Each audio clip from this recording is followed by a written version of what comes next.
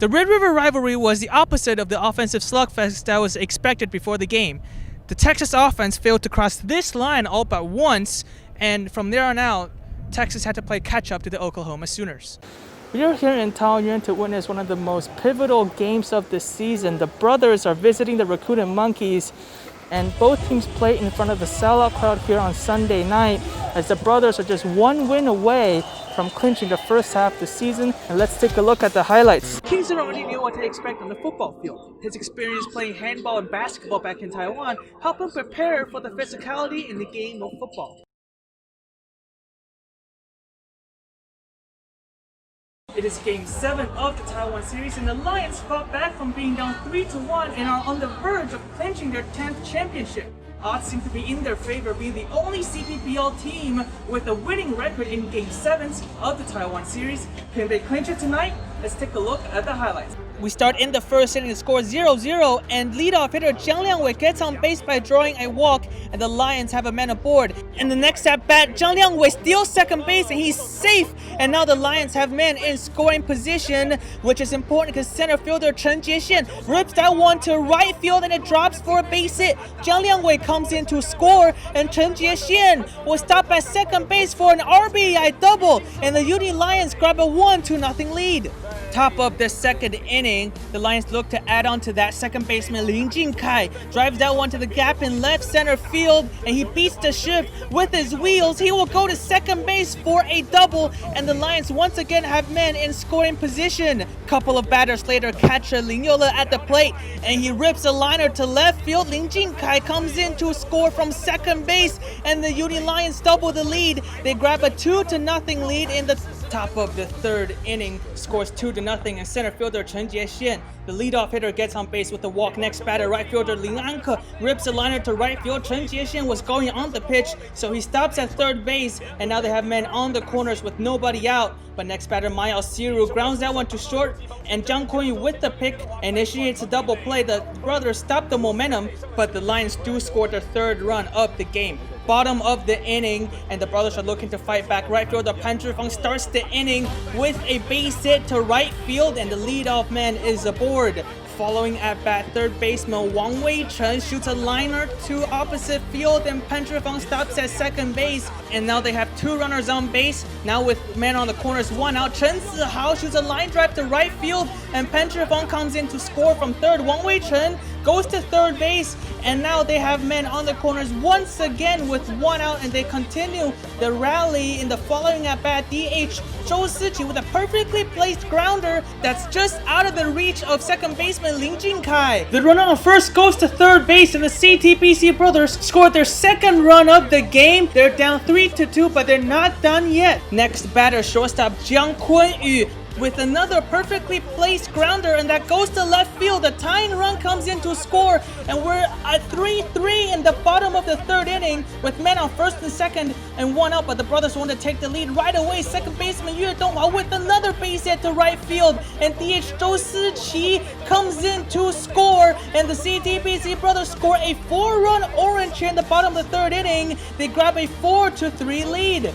We jump all the way to the top of the seventh inning. The brothers are 8 outs away from winning this one, but second baseman Lin Jingkai gets on board with the single to left, and the Lions have a man on first. Next batter, pinch hitter Guo Fuling gets on base with a walk, and the go-ahead run is on base. Now with men on second and third, that one goes to the backstop, and Lin Jingkai comes in to score. The Lions tie this game up on a pass ball, and we're all tied at 4-4 with men on third, 2 outs.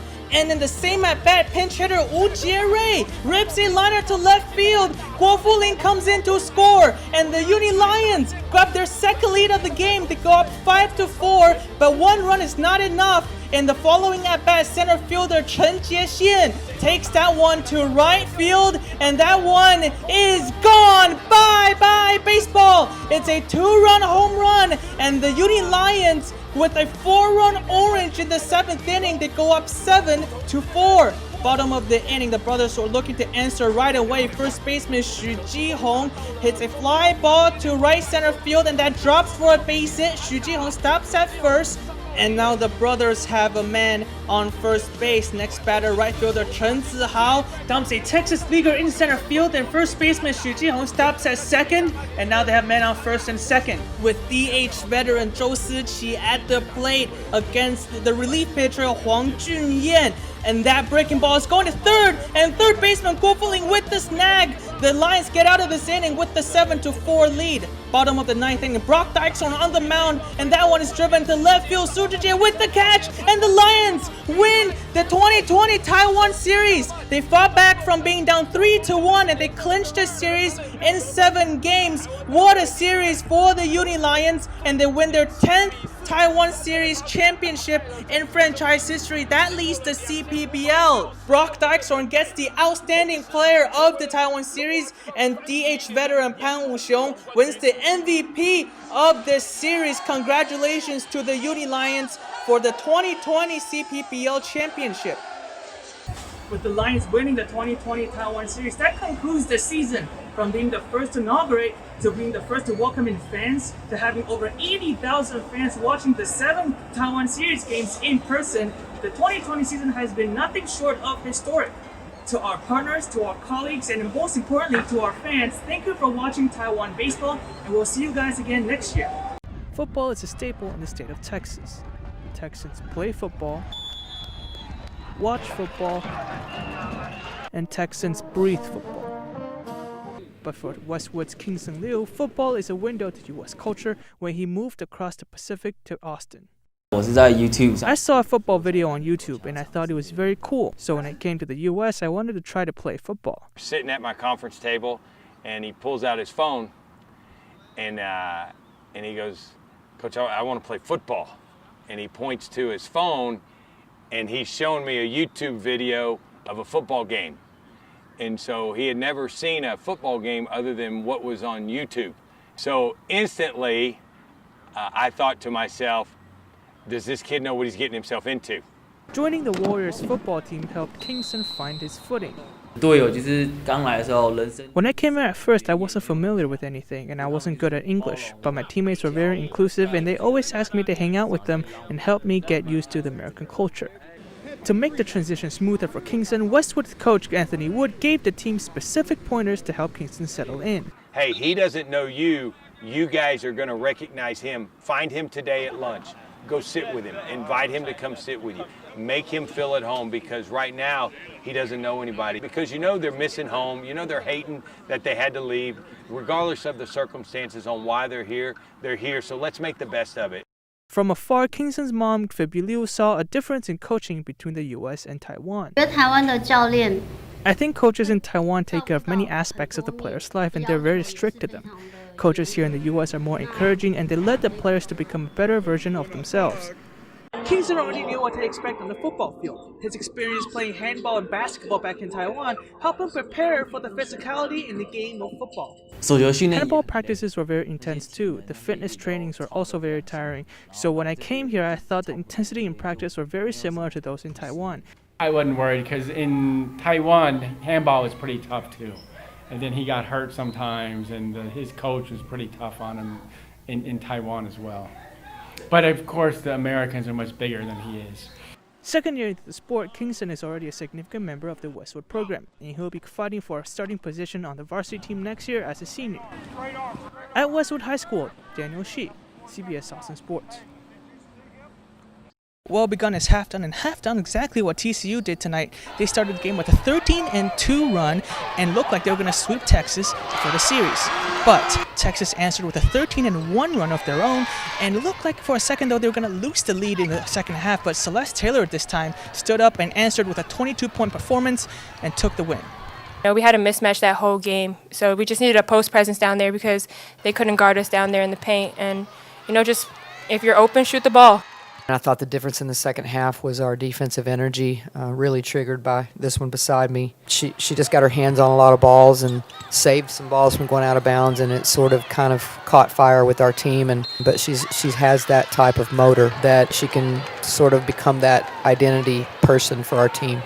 An important element of that comeback was the rebounding battle. Texas out-rebounded TCU 57-27, the second largest margin this season.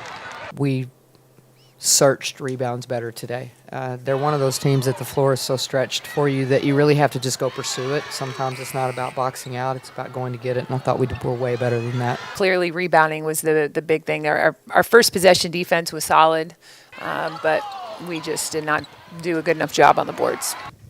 With the win over the Horned Frogs, Texas picks up another Big 12 win, which only makes the middle of the Big 12 standings even more chaotic.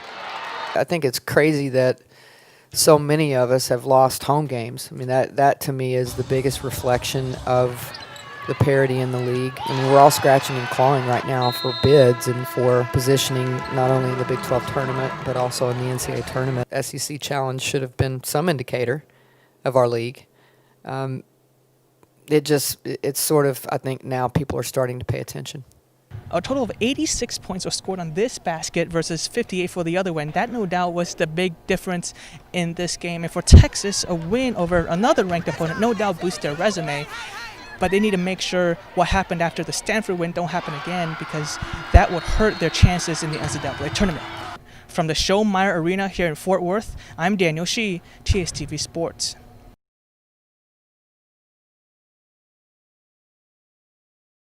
Hi, welcome to Sports Sunday. I'm Daniel Shih. The Texas Longhorns returned to action after a second bye week of the season. A lot of questions surrounding the program after losing to TCU on the road and dropping out of the AP poll for the first time in 21 editions of the ranking. This week, they welcome a red-hot Kansas State team coming off a huge upset against number 5 Oklahoma. Texas looks to get back in the win column this week, but bad start for the Horns. Skylar Thompson gives it to Malik Knowles, posterizes Brandon Jones for a 70-yard touchdown, nothing but green in front of him. Kansas State takes a 14-0 lead. Texas doesn't look good there. Would fight back, though. The Horns would cut the lead in half by halftime. We go to the second half. K-State leads 14-7. Ellinger tosses it to Keontae Ingram, and Ingram goes for the pylon for a 34-yard touchdown, ties the game up 14-14. Early in the fourth quarter, Texas up by 3. Ingram again pushing his way into the end zone. A 12-yard run this time. Texas leads 24-14. And just when the Horns seem to blow it open, Kansas State kick returner Joshua Youngblood takes the ball from goal line to goal line for 6. The Wildcats pulls within 3, and K-State would kick a field goal to tie this game up. And it's all up to Sam Ehlinger and the offense. On the third and long, Ehlinger connects with Duvernay to gain 18 yards and a first down. All of that sets up for Cameron Dicker. 3 seconds left from a 26 yards out. Dicker sends it right down the middle to give Texas the win. Texas wins 27-24. Sports director Bob Ballou has more from DKR. Up north on I-35, Baylor takes on TCU. 9-9 after regulation. TCU needs a touchdown in overtime. 4th and 9. Max Duggan lobs it into Tavalance Hunt. Is he in? Is he in? It looks like he is. His elbow was in. Catch of the year candidate, no doubt. And in third overtime, Charlie Brewer finds Denzel Mims in the end zone for 6. Baylor missed a 2-point conversion, but doesn't really matter because TCU needs a touchdown on 4th and goal. Tried to recreate some magic. Intercepted by Garland Arnold to end the game. Baylor survives a close one at Fort Worth, stays undefeated, and atop of the Big 12. The Bears will stay in Waco next week to take on number 10 Oklahoma. Down there at San Marcos, the Bobcats trying to stay in the fight for a bowl invitation. We start in the third quarter. Bobcats down by 1. Tyler Vick goes to Travis Graham for 6. Fourth quarter, down by 1 again. Joshua Rowland, former Longhorn, takes the Bobcats to the promised land. Texas State takes this one 30-28. In sports, there are great moments. There are classic moments. And then there are bigger than sports moments. Last Tuesday, Andrew Jones had that moment. In January of 2018, Jones was diagnosed with leukemia after averaging 13 points per game and shooting 52% from the field.